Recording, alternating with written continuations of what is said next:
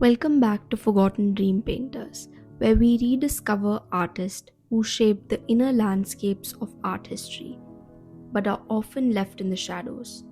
Today, we step into the extraordinary world of Amrita Sher-Gil.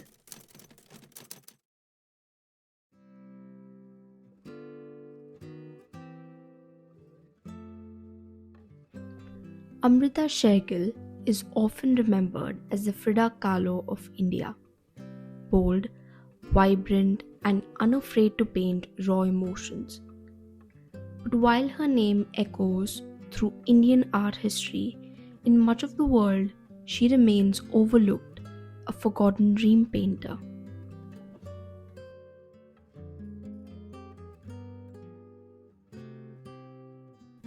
Born in 1913 in Budapest to an Indian father and Hungarian mother, Amrita grew up between cultures. Her family moved to Shimla in 1921, where she learned piano lessons.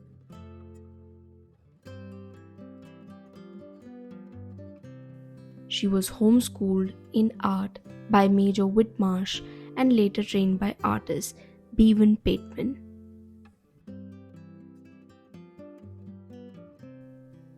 But it was her Hungarian uncle, Ervin Bakte, who pushed her to pursue art more seriously. So in 1929, following his advice, along with her family, she traveled to Europe to study painting. In Paris, she joined the École des Beaux-Arts, where she excelled. She became the youngest artist and the only Asian to win a gold medal there, and was selected as an associate member of the Grand Salon.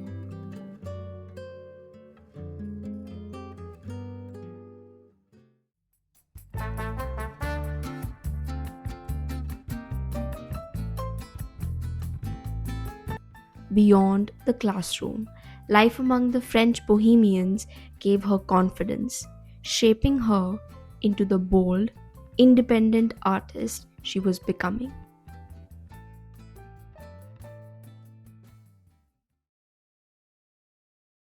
Amrita's sister Indira and a friend called Denise were the sitters for this painting done in 1932.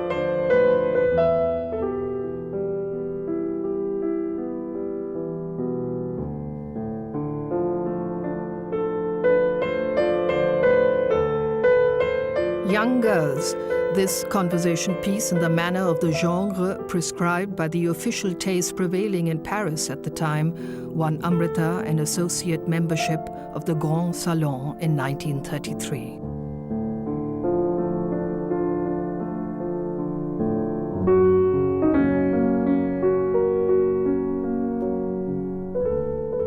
She is 20 years old and full of passionate vitality.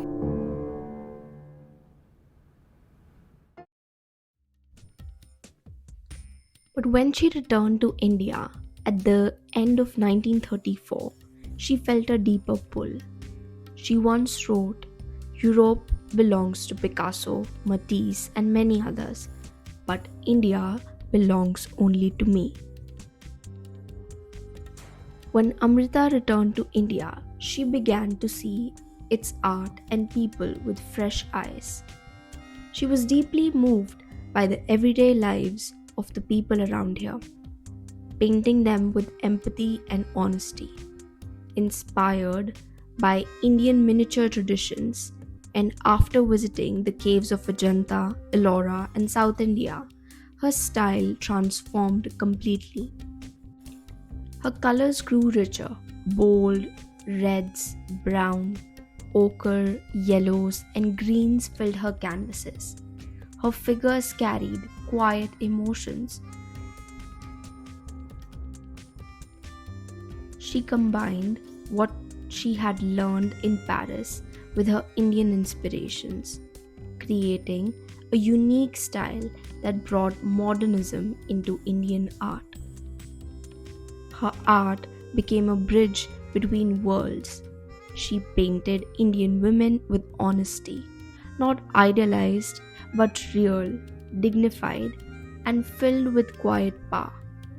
Her colors were rich, earthy, vibrant, carrying both pain and beauty.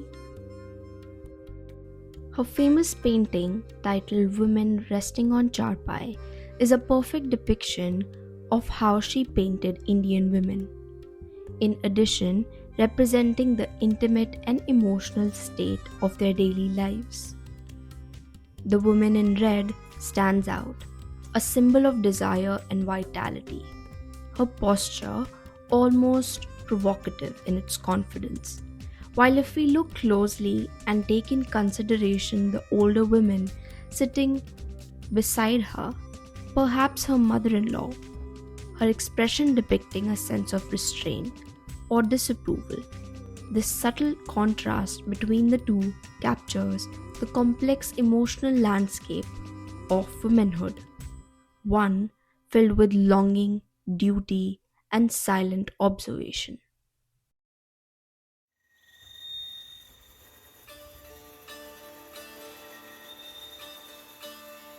Unfortunately, a few days before the opening of her first major solo exhibition in Lahore, Sher-Gil became seriously ill and slipped into a coma shortly before dying. Amrita Sher-Gil died suddenly in 1941 at the age of 28. Her unfinished journey left behind a haunting sense of what if. What if her dreamlike vision had more time to grow? Her last painting, named as Last Unfinished Painting, originally titled On the Roof, she created the painting from the window of her apartment in Lahore. Today, it stands silent, almost mysterious. Unlike many of her earlier works, filled with portraits and figures, this one feels different, distant, quiet, and just incomplete. Many of Sher-Gil's earlier works were naturalistic portraits, making this last work unusual and intriguing. At first glance, it seems simple, but the longer you look, you can't help but wonder if she was almost done painting it. Did she wanted to add more color or more meaning to it? In her short life, she created only a few hundred works, yet each canvas carried immense depth, a voice that challenged the way Indian life and women were seen. The decision of our family to donate a large body of her work to the newly formed Indian state was a basis for establishing the National Gallery of Modern Art in 1954. In a way, it was handed over to the first Prime Minister of India, Jawaharlal Nehru. There was a special bonding between Amrita and him. They had met in Delhi in 1937 at her exhibition. Nehru wrote to her, "I liked your pictures because they showed so much strength and perception. You have both these qualities. How different these pictures were from the pasty-faced, lifeless efforts that one sees so frequently in India." And Amrita wrote back, "I don't think you were interested in my painting, really. You looked at my pictures without seeing them. I should like to have known you better." In India, she is celebrated as a pioneer of modern art. Yet in much of the world, her story is not widely told. That's why she belongs in this series of forgotten dream painters, artists who dreamed beyond their time, but whose stories slipped into the shadows. In New Delhi, AmritaSher-gil Marg was named in her honor, a reminder of her lasting impact. In 1972, her paintings were declared national art treasures.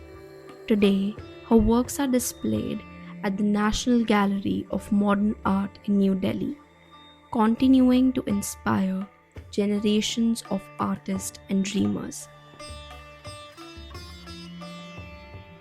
On a final note, I highly recommend watching Amrita Sher-Gil, a family album, a film by her niece Navina Sundaram. It offers a deeper insight into Sher-Gil's life, her art, and the world that shaped her.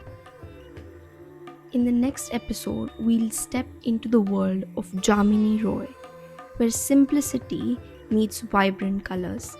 His paintings, inspired from the Kalighat paintings, beautifully blended India's culture and heritage.